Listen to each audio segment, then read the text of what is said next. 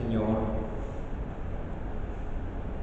estamos delante de ti como discípulos, atentos a la escucha de tu palabra. En esta vida somos peregrinos que vamos buscando la felicidad, porque tú para eso nos creaste. Esa es nuestra meta. Pero muchos no saben que esa meta eres tú mismo, pues nos hiciste para ti, Señor, y nuestro corazón andará inquieto hasta que descanse en ti. Muchos no saben cómo llegar a esa meta. ¿Qué camino los lleva seguros a ese destino?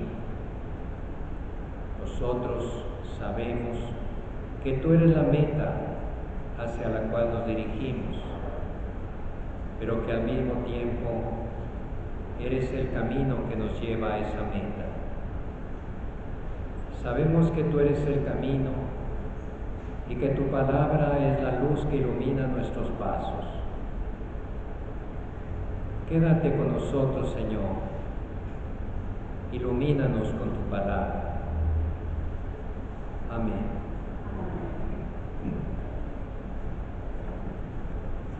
Recuerden que la vez pasada comenzamos la segunda parte del catecismo, que es la liturgia.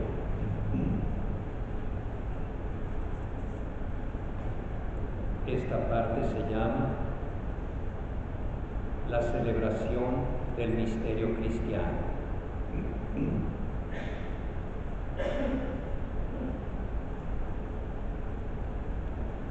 La liturgia está íntimamente ligada al misterio de la redención obrado por Jesucristo.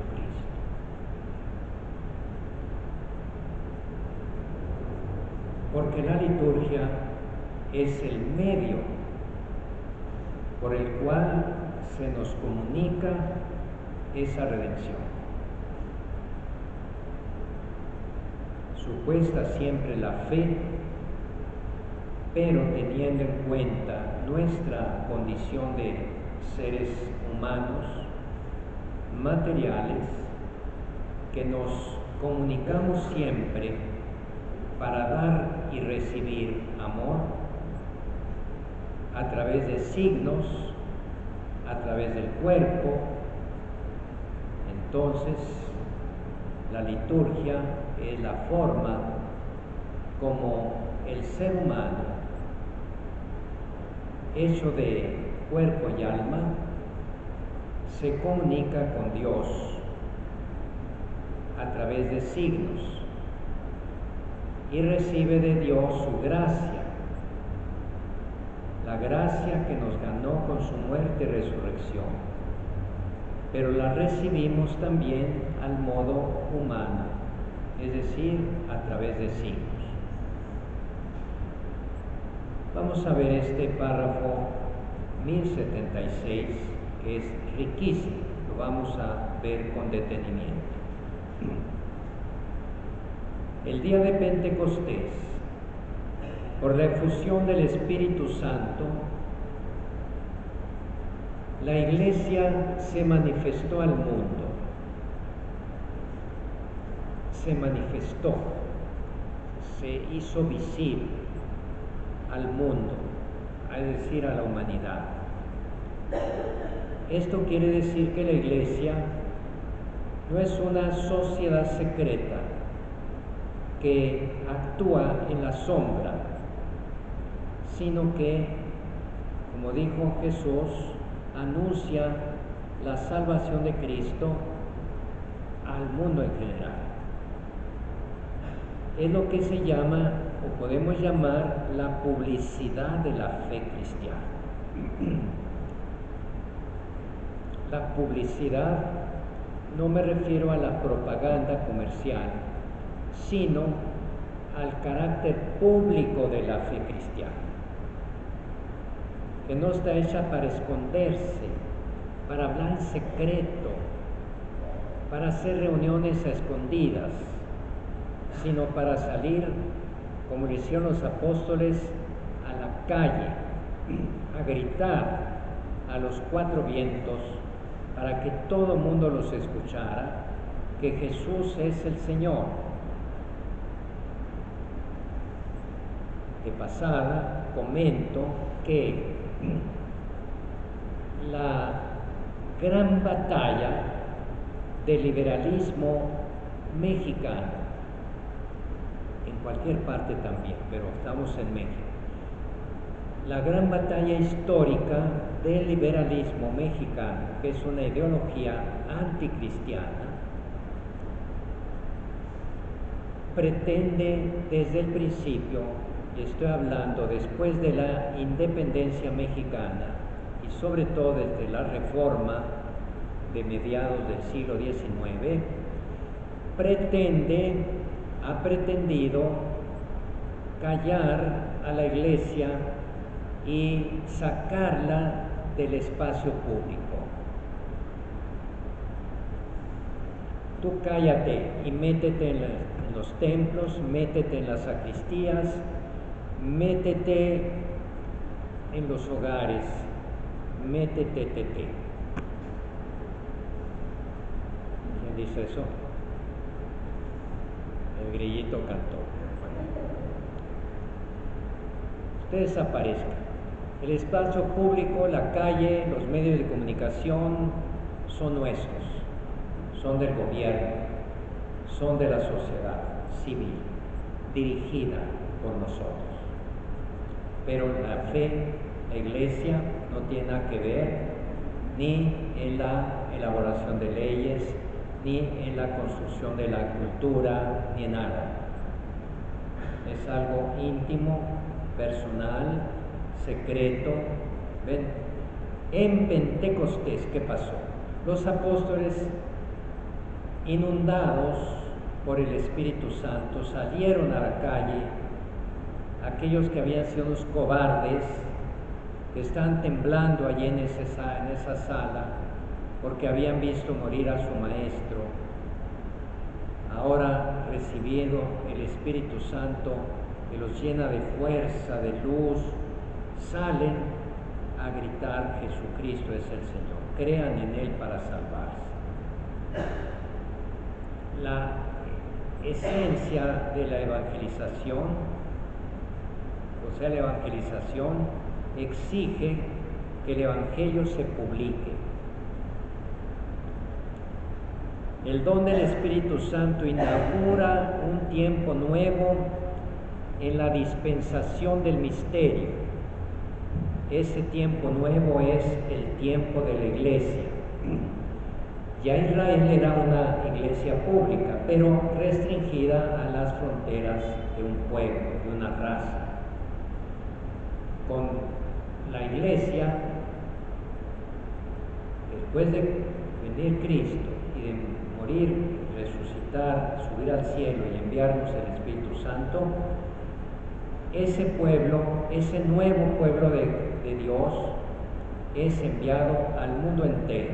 ¿Qué mayor carácter de publicidad o de público tiene la Iglesia, de ser un fenómeno público, abierto, patente a todos? Y ahí está la misión, por ejemplo, los misioneros, para dar testimonio de eso.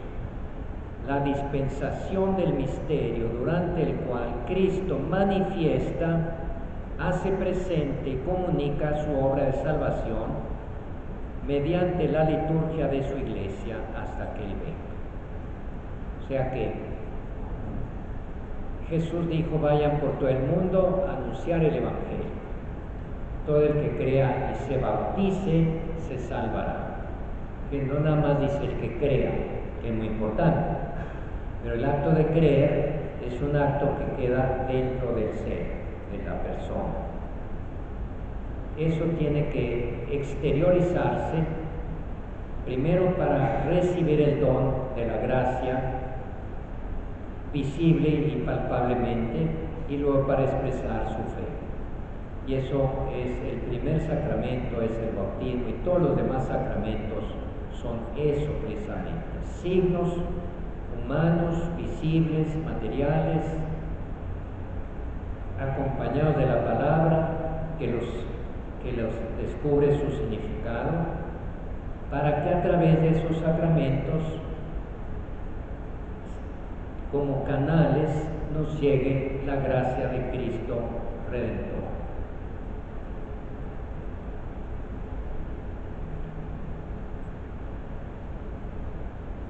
Durante este tiempo de la Iglesia, ya desde Pentecostés hasta la venida segunda del Señor, Cristo vive y actúa en la Iglesia y con ella ya de una manera nueva, la propia de este tiempo nuevo. O sea, Cristo ya no está visiblemente con nosotros, pero está en su Iglesia.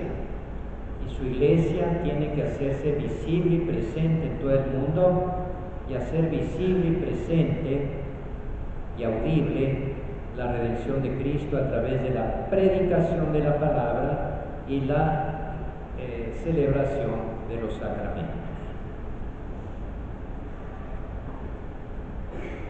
Pero es el mismo Cristo el que vive y actúa en su Iglesia como por medio del Espíritu Santo.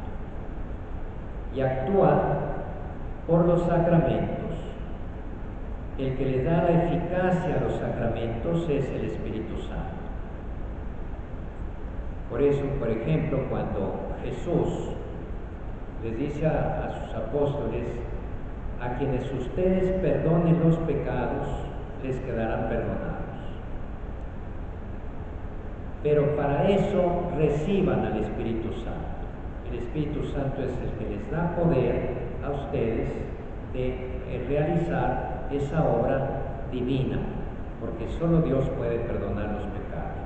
Pero si el Espíritu Santo capacita al ministro, en este caso a los apóstoles, entonces ellos pueden realizar una obra divina, porque el Espíritu Santo es el que está realizando a través de ellos.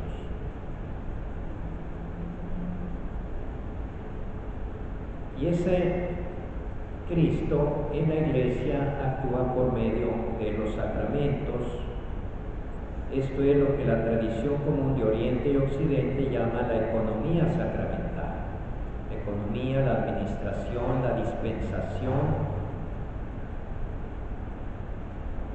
la comunicación de los frutos del misterio pascual de Cristo.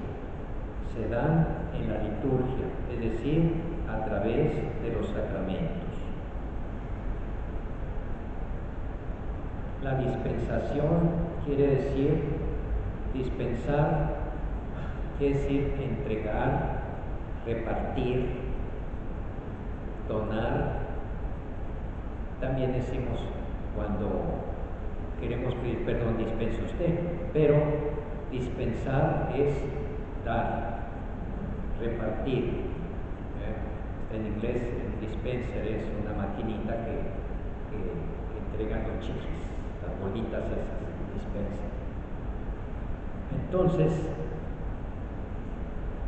¿cómo dispensa, cómo entrega, cómo comunica Cristo su gracia ganada para nosotros en su muerte y resurrección? A través de la Iglesia.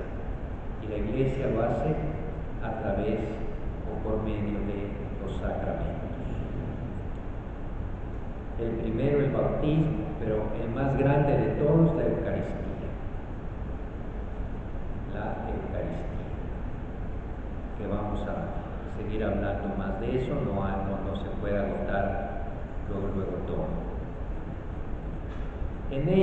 Por ello es preciso explicar primero esta dispensación sacramental, que es lo que vamos a ver enseguida en el capítulo 1. Y así aparecerán más claramente la naturaleza y los aspectos esenciales de la celebración litúrgica. De manera que fíjense ustedes, gente que desprecia los sacramentos, por ejemplo, el bautismo, pues no lo desprecia porque ya generalmente todos lo hemos recibido. Pero hay padres que ya lo desprecian para sus hijos, porque ya no tienen fe y dicen, no, pues que Él se las arregle, que ya cuando esté grande escoja. Bueno, pero aún los católicos bautizados menosprecian los sacramentos, por ejemplo, la penitencia, la Eucaristía, el sacrificio de la misa y la comunión.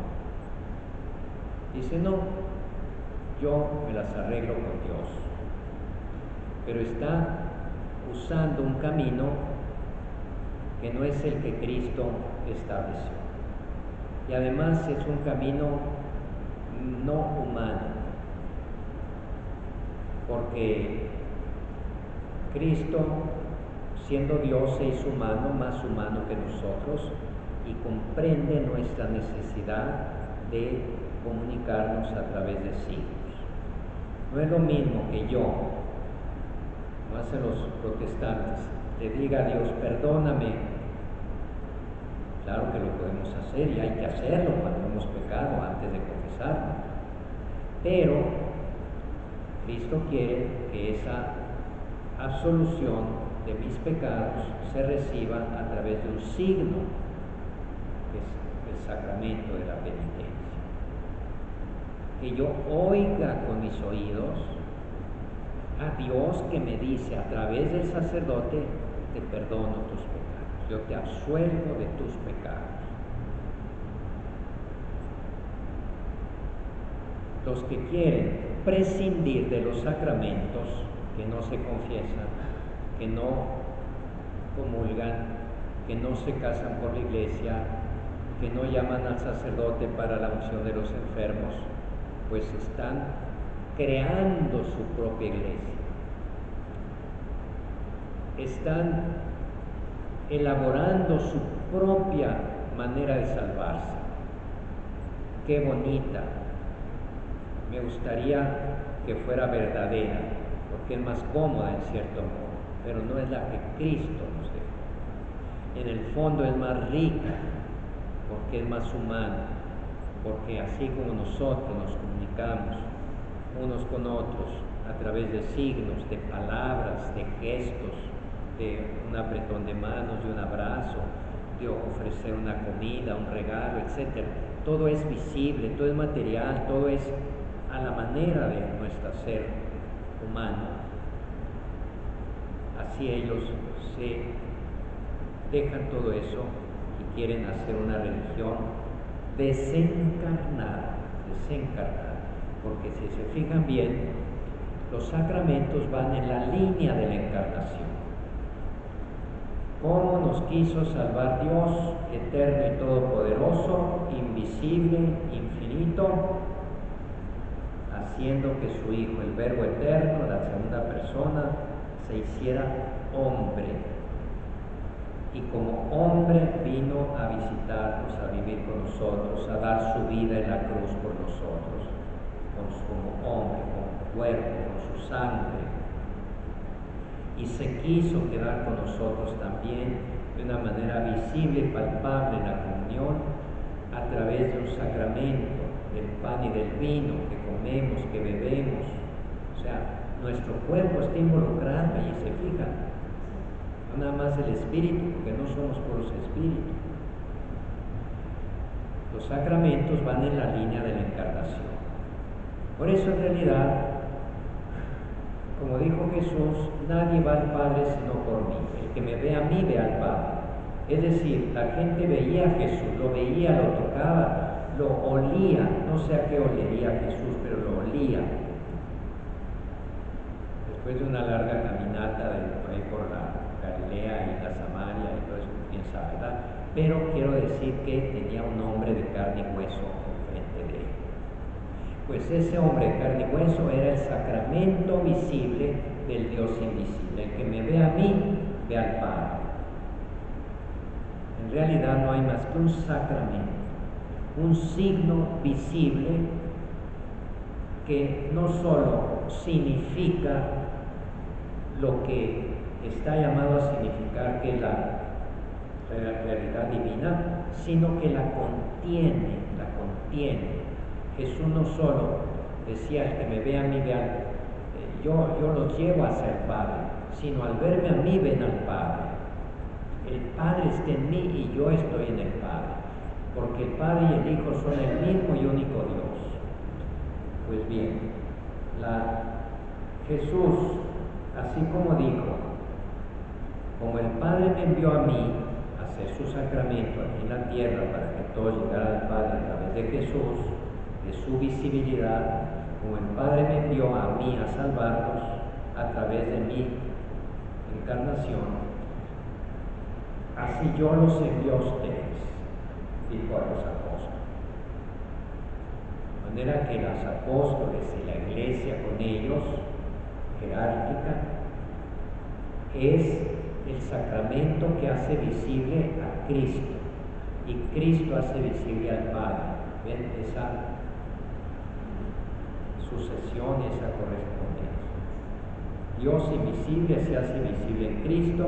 Cristo, al no estar ya visible en el mundo, se hace visible a través de la iglesia, pero no nomás para que lo veamos, para recibir su gracia.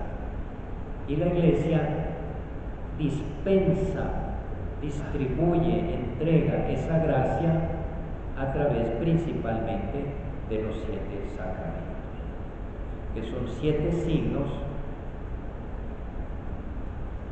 No es necesario decirlo, pero hay que recalcar. Signo es algo que se ve, que se percibe con los oídos. Por ejemplo, la bandera es el signo del símbolo de la patria, y es un símbolo. Porque al ver la bandera, de alguna manera reconocemos la representación de México. Bueno, un sacramento es un signo que no solo simboliza aquello que representa, sino que lo contiene. Es un signo eficaz. De manera que los 7 sacramentos no solo significan la gracia de Cristo, sino que la dan.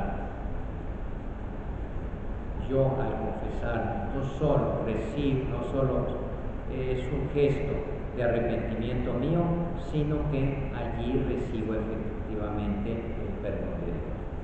El pan y el vino consagrados en la Santa Misa no solamente simbolizan, son un símbolo de Cristo, como dicen protestantes, sino es el mismo Cristo que a través de ese signo está presente y me alimenta, me salva. Prácticamente en este párrafo 1076 pues está todo.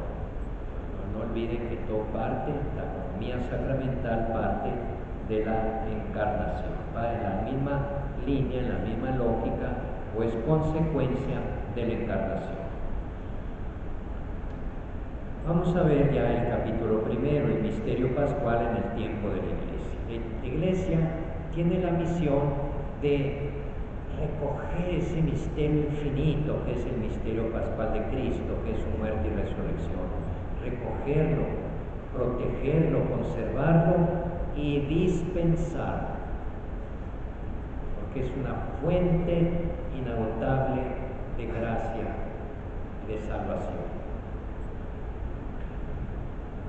¿De dónde viene esa fuente? ¿Quién es la fuente? Dice el Padre, el Padre. Por eso la liturgia es obra de la Trinidad. En primer lugar, el Padre es fuente y fin de la liturgia. Bendito sea Dios y Padre de nuestro Señor Jesucristo, que nos ha bendecido con toda clase de bendiciones espirituales en los cielos, en Cristo. O sea, a través de Cristo Dios nos ha bendecido. Su misma encarnación fue una bendición, su vida en la tierra fue una bendición. Bendición como una acción de Dios hacia nosotros es salvación, es darnos su gracia. En cuanto nos ha elegido en Cristo antes de la creación del mundo para ser santos e inmaculados en su presencia en el amor, eligiéndonos de antemano para ser sus hijos adoptivos por medio de Jesucristo, según el beneplácito de su voluntad, para alabanza de la gloria de su gracia, con la que nos agració en el amar. Son palabras textuales de San Pablo en su carta a los Efesios. O sea, del Padre viene todo eso. Viene en primer lugar Cristo, que nos trae la gracia y la salvación, pero nos la trae haciéndose hombre. Bendecir es una acción divina que da la vida, cuya fuente es el Padre. Su bendición es a la vez palabra y don. Benedictio, bendecir bien. Lo contrario de maledictio, de maldecir, hacer el mal. Aplicado al hombre, ese término de bendecir significa la adoración y la entrega a su Creador en la acción de gracias. O sea, Dios nos bendice dándonos su gracia y nosotros bendecimos a Dios dándole gracias por su gracia. Desde el comienzo y hasta la consumación de los tiempos, toda la obra de Dios es bendición. Desde el comienzo Dios bendice a los seres vivos, especialmente al hombre y a la mujer. Su bendición fue lo que creó todas las cosas y esa bendición se hizo especial en el hombre.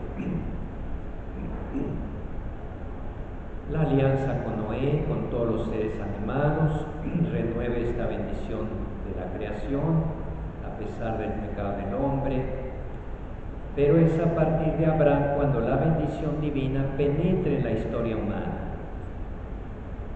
Con Abraham, esa humanidad que estaba bajo maldición por el pecado, se comienza a iluminar con la bendición divina, que dice aquí que penetra en la historia humana.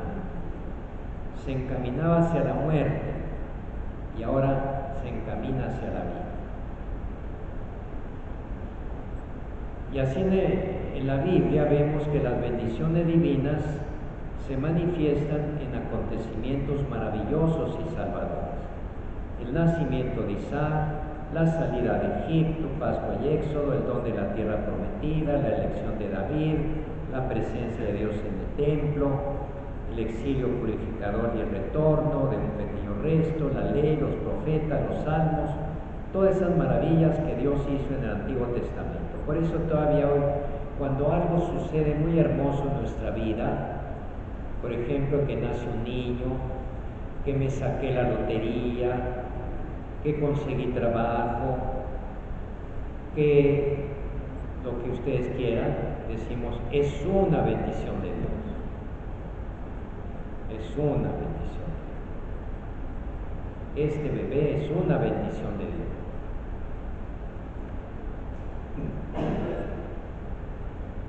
En la liturgia de la Iglesia, la bendición divina es plenamente revelada y comunicada.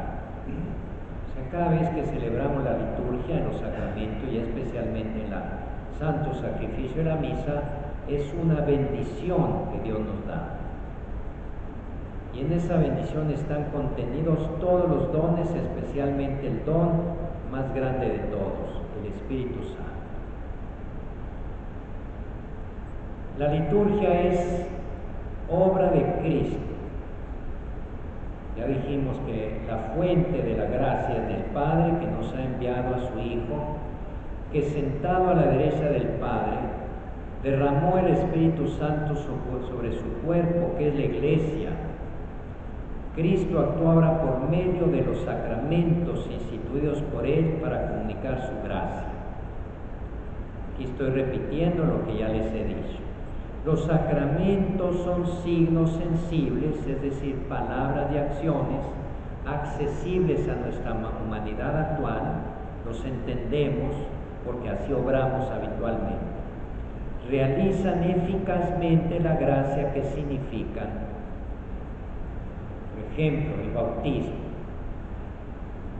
significa que Dios me lava de mis pecados. Es un bebé, pues del pecado original, lo rescata de esa ausencia de gracia, le da la gracia y si es un adulto lo lava de todos sus pecados. Ese lavado es significado por el agua que cae sobre el sobre esa persona. Pero no solo se está lavando con agua externamente, sino con que esa gracia que el agua significa está obrando en su alma, en su interior.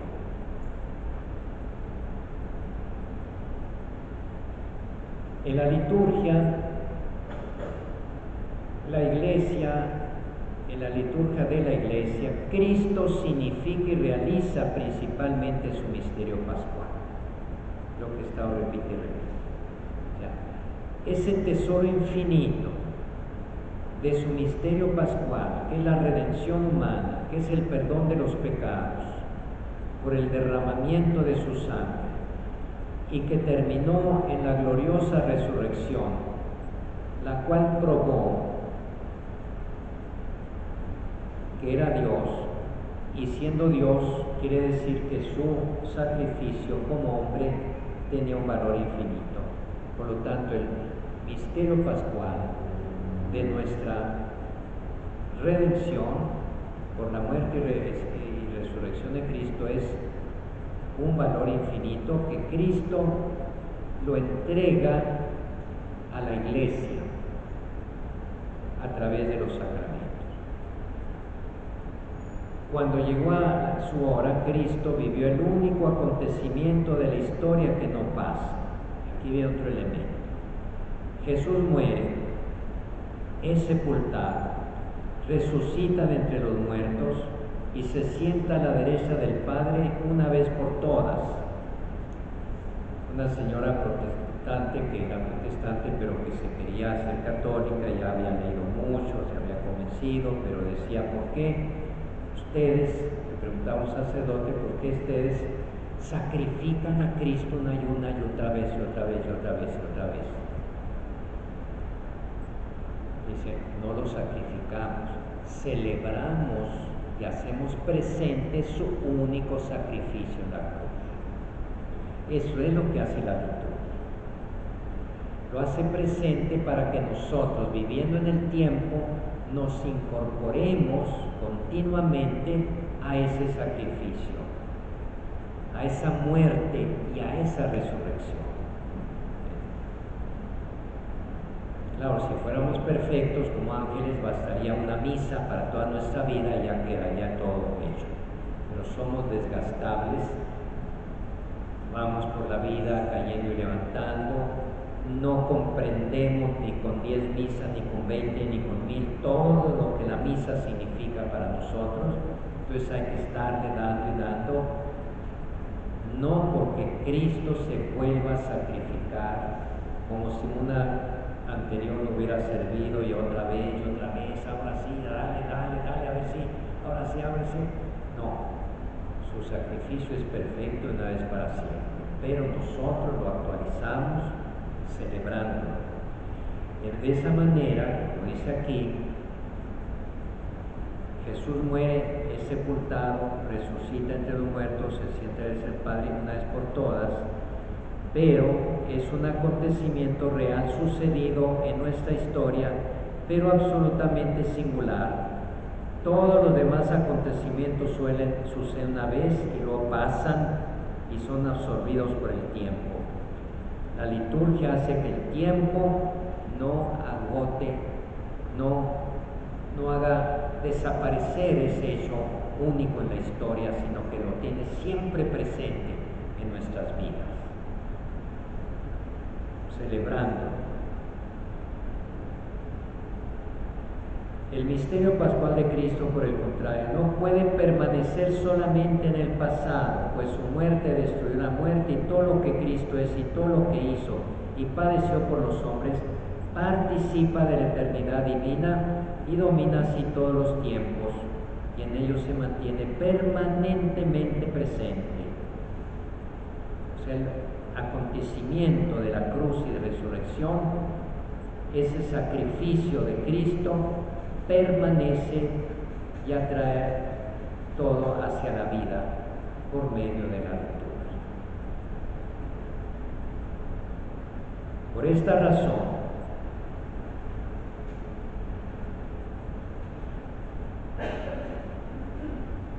Cristo fue enviado por el Padre, dice el Concilio Vaticano II. Él mismo envió también a los apóstoles llenos del Espíritu Santo, no solo para que al predicar el Evangelio a toda criatura anunciaran que el Hijo de Dios con su muerte y resurrección nos ha librado del poder de Satanás y de la muerte y nos ha conducido al reino del Padre, sino también para que realizaran la obra de salvación que anunciaban mediante el sacrificio y los sacramentos en torno a los cuales gira toda la vida litúrgica. O sea que Cristo envió a los apóstoles como Él había sido enviado por el Padre, para que los apóstoles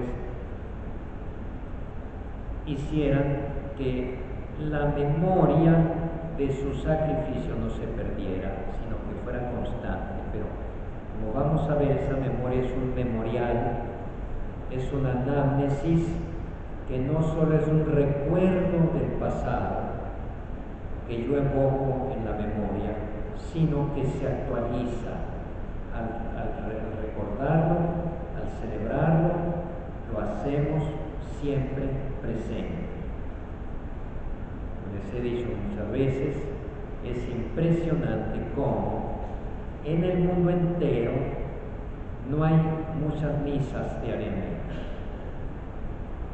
Si las pegamos una con otra, durante las 24 horas se está celebrando una misa. ¿Son muchas misas o es una? No son muchas, pero es una, porque todas celebran un solo acontecimiento, la muerte y resurrección de Cristo. Entonces, no hay momento en el día, cumpliéndose así lo que dijo un profeta, desde la salida del sol hasta el ocaso, en este caso más allá del ocaso, hasta la vuelta otra vez de la salida del sol, un solo sacrificio permanente que fluye de aquel único sacrificio de Cristo, que se extiende a través de la historia, que se esparrama en toda la tierra, que llega a todos aquellos que están abiertos a recibirlo, obviamente. Pero imagínense qué desperdicio de la humanidad tener el sacrificio de Cristo constantemente presente a través de la misa y no aprovecharlo.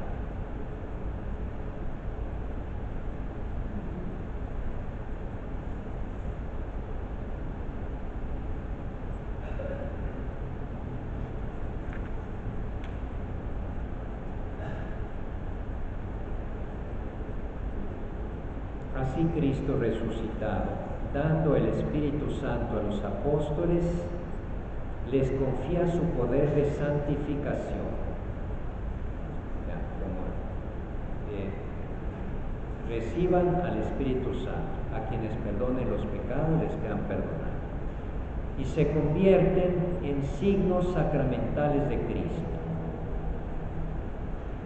El mismo apóstol y el sacerdote, heredero de los apóstoles, es el mismo un sacramento. Por eso la ordenación sacerdotal se recibe mediante un sacramento, y así como el bautismo, podemos decir, no, yo fui bautizado, no, yo soy bautizado, más aún yo soy un bautismo viviente, y por la Eucaristía soy un sagrario viviente.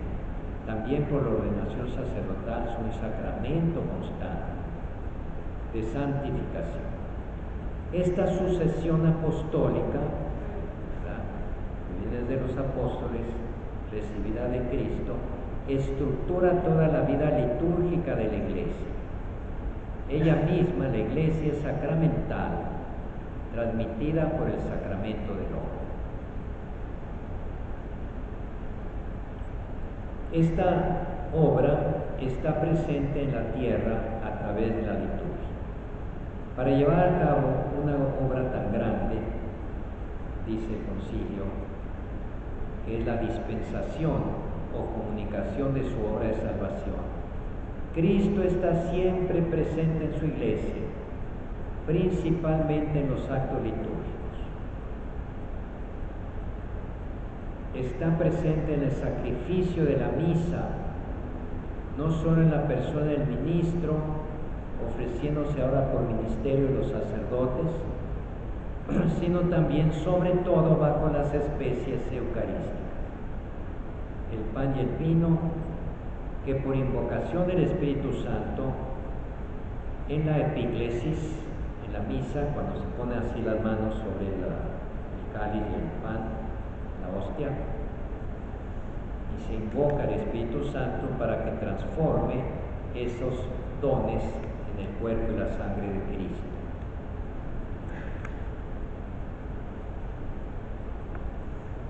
Está presente con su virtud en los sacramentos, de modo que cuando alguien bautiza, es Cristo quien bautiza. Está presente en su palabra, pues Él mismo es el que habla cuando se lee en la iglesia la Sagrada Escritura. Está presente finalmente cuando la iglesia suplica y canta salmos, el mismo que prometió: donde 2 o 3 están congregados en mi nombre, allí estoy yo en medio de ellos. Vean pues, porque es importante no ignorar esta voluntad de Cristo de que recibiéramos su salvación a través de los sacramentos. No podemos menospreciar los sacramentos. Nada de que yo voy a misa cuando me nace. Las cosas no se... Si todo lo hiciéramos nada más por el puro sentimiento, pues muchas cosas importantísimas no las haríamos. Tenemos que hacerlas por convicción. Por convicción. Porque aquello es, debe ser así. Como dice el dicho, lo primero es lo primero. Me guste o no. Ahora tengo ganas, ahora no tengo, ahora voy, ahora no voy. No se trata de eso. Realmente, en una obra tan grande por la que Dios es perfectamente glorificado y los hombres santificados, Cristo asocia siempre consigo a esa iglesia, su esposa amadísima, que invoca a su Señor y por él rinde culto al Padre Eterno. Pero, además,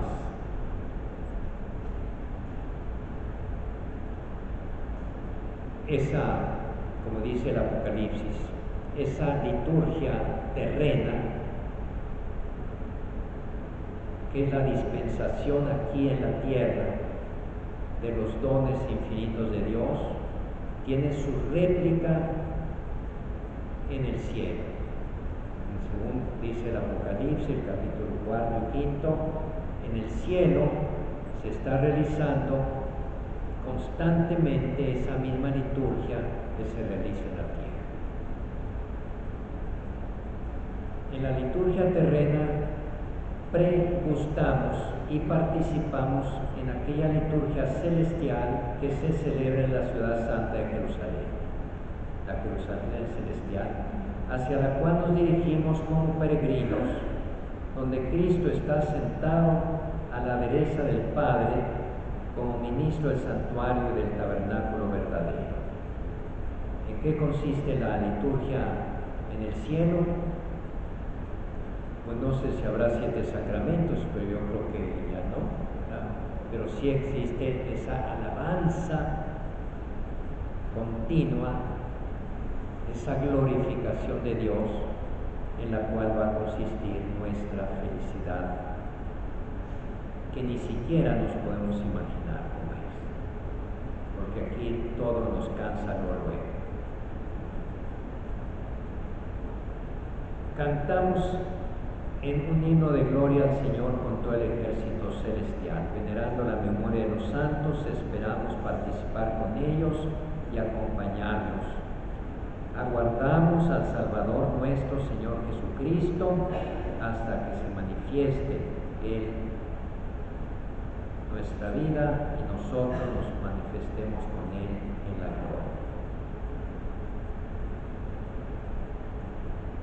Entonces ya hablamos del Padre, la liturgia, como fuente de la liturgia, de Cristo, que es el que se da a nosotros a través de la liturgia, en su muerte y resurrección, y aunque ya hemos hablado de Él, lo vamos a considerar otra vez. el Espíritu Santo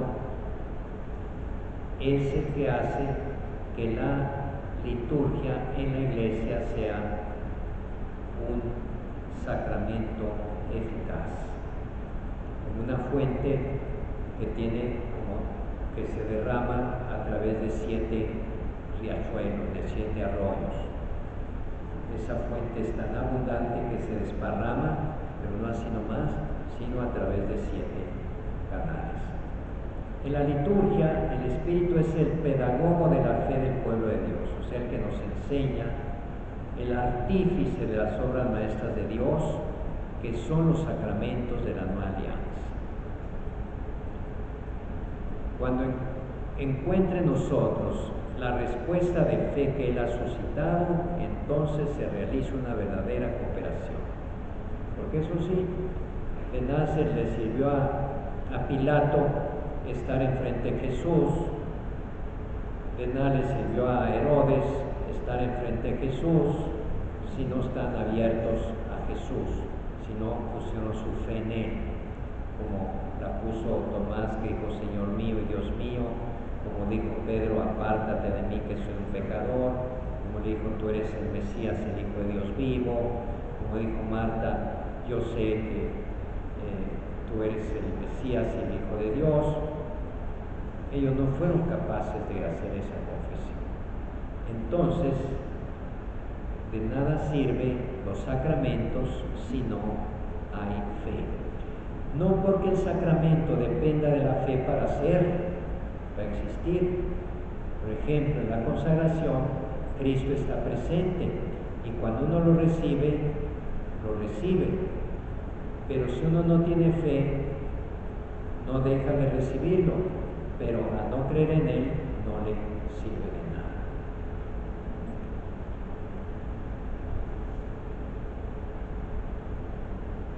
En esta dispensación sacramental del misterio de Cristo, el Espíritu Santo actúa de la misma manera que en los otros tiempos de la economía de salvación.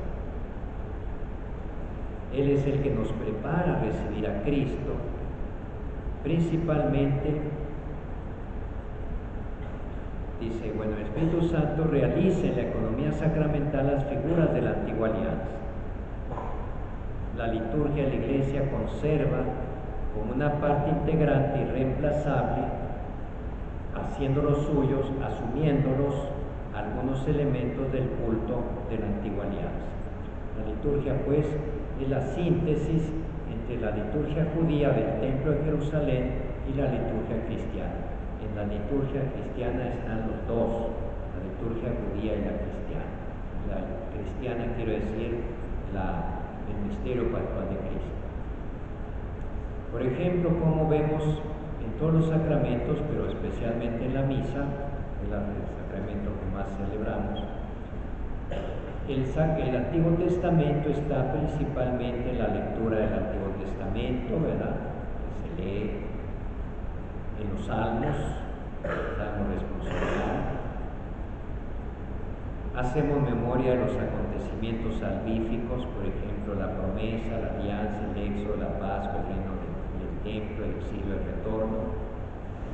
Es interesante ver, por ejemplo, de la vigilia pascual, esas 7 primeras lecturas, que es un repaso del Antiguo Testamento. Y lo viene San Pablo y lo viene el Evangelio. Incluso en las vestiduras litúrgicas hay una semejanza muy grande con la liturgia judía. En la liturgia cristiana, pues, católica, se da esa armonía de los dos testamentos. Se articula la catequesis con la Pascua del Señor y luego la de los apóstoles y de los padres de la Iglesia.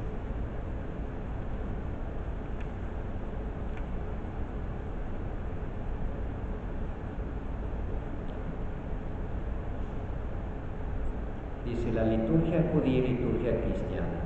Un mejor conocimiento de la fe y de la vida religiosa del pueblo judío, tal como son profesadas y vividas aún hoy, puede ayudar a comprender mejor ciertos aspectos de la liturgia cristiana. No olviden que Jesús La primera misa, que fue su última cena, pues era una cena pascual judía. Y los elementos que había en esa cena pascual judía son los elementos que hay en la misa, básicamente el pan y el vino que él tomó en la cena judía. El pan lo dio como su cuerpo y el vino como su sangre, pero eran las copas de la cena pascual judía. Además, la proclamación de la Escritura en ambas liturgias es una parte esencial. La liturgia de la palabra en su estructura propia tiene su origen en la oración judía. Las plegarias eucarísticas se inspiran también en modelos de la tradición judía. La relación entre liturgia judía y liturgia cristiana, pero también la diferencia de sus contenidos, son particularmente visibles en las grandes fiestas litúrgicas. Por ejemplo, Pentecostés, Pascua, pues era una fiesta judía, la liberación de Egipto, que Jesús la convirtió en la liberación del pecado para todo el mundo, ofrecida a todo el mundo. Pentecostés es una fiesta judía. Entonces, las fiestas judías pasaron a la iglesia transformadas ya con un nuevo sentido. Incluso el bautismo pues era la circuncisión en el pueblo judío.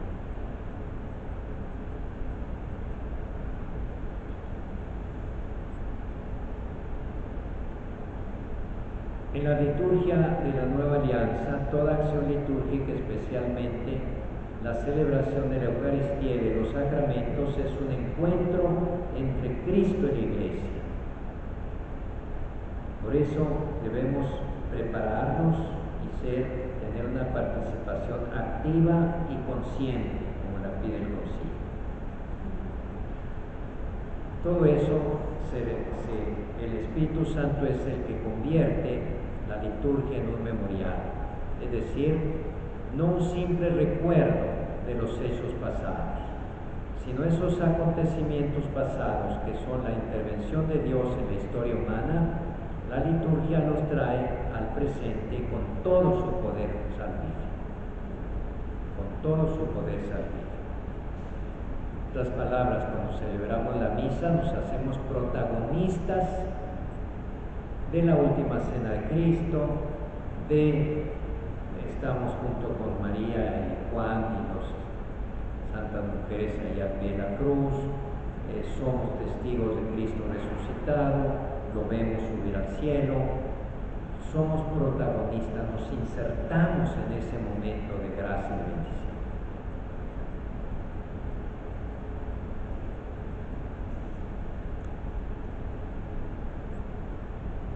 En la liturgia tiene pues lugar importantísimo la palabra de Dios.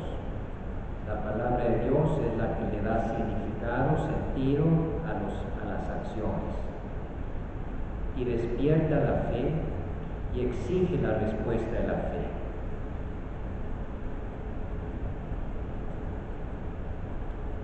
La anamnesis, habla aquí de la anamnesis, que es la memoria. Por ejemplo, cuando dice Jesús en San Lucas, hagan esto en memoria mía. Dice, no nada más dice, recuérdenme.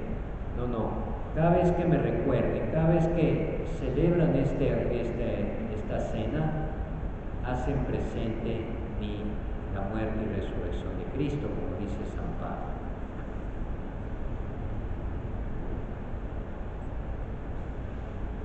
La epíclesis, bueno, aquí dice, la liturgia cristiana no solo recuerda los acontecimientos que nos salvaron, sino que los actualiza y los hace presentes. Se fijan la repetición constante de esto, y así no se nos pega, quiere decir que somos de teflón. El misterio pascual de Cristo se celebra, no se repite. Son las celebraciones las que se repiten. En cada una de ellas tiene lugar la efusión del Espíritu Santo que actualiza el único misterio. ¿Qué es la epíclesis o epiclesis? es la invocación del Espíritu Santo sobre las ofrendas para que las transforme en el cuerpo y la sangre de Cristo. O sea, que acompañe las palabras del sacerdote. Cuando diga el sacerdote, este es mi cuerpo, esta es mi sangre, no lo dice, dijo Cristo que el pan era su cuerpo y aquella vino su sangre, no. Dice en primera persona, como si Cristo mismo estuviera hablando, pero tiene al Espíritu Santo allí que está realizando ese milagro de la transustanciación. Esa es la epíclesis, la invocación al Espíritu Santo para que esas ofrendas de simple pan y de simple vino se conviertan en un pan celestial y en la sangre de Cristo, en el cuerpo y la sangre de Cristo, vivo y resucitado. Por lo tanto, la anamnesis y la epiclesis, o anamnesis y epiclesis, es el centro de toda la celebración sacramental y especialmente de la Eucaristía.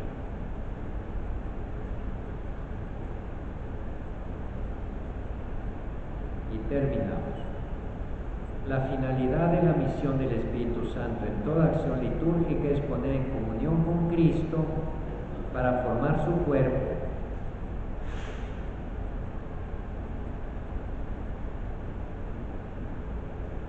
El Espíritu Santo es como la savia de la viña del Padre que da su fruto en los sarmientos. Eso está muy bonito. O sea, Jesús dijo, yo soy la vid, ustedes los sarmientos. El que no esté unido a mí se seca y no da fruto. Bueno, pero ¿qué es lo que hace que los sarmientos, que esas ramas den uvas, den fruto? La savia que viene del tronco. Y aquí dice, esa savia es el Espíritu Santo, es la gracia de Cristo que fluye de Cristo y llega a nosotros haciéndonos producir frutos de vida eterna, frutos meritorios de una vida de santidad. ¿Por qué? Porque no somos nosotros los que realizamos esas obras, aunque sea dar un vaso de agua a un sediento, o consolar a una persona que está triste, o alimentar a un niño pequeño, sea de la familia. Es Cristo el que lo está haciendo en mí, y todas las acciones de Cristo son de mérito infinito, y por lo tanto yo, que también estoy haciendo eso junto con Cristo, estoy adquiriendo méritos infinitos con Cristo. Por lo tanto, la misa, los sacramentos llegan a nosotros con toda su savia redentora, que es el Espíritu Santo. Y ahí terminamos esta densa pero profunda y maravillosa exposición.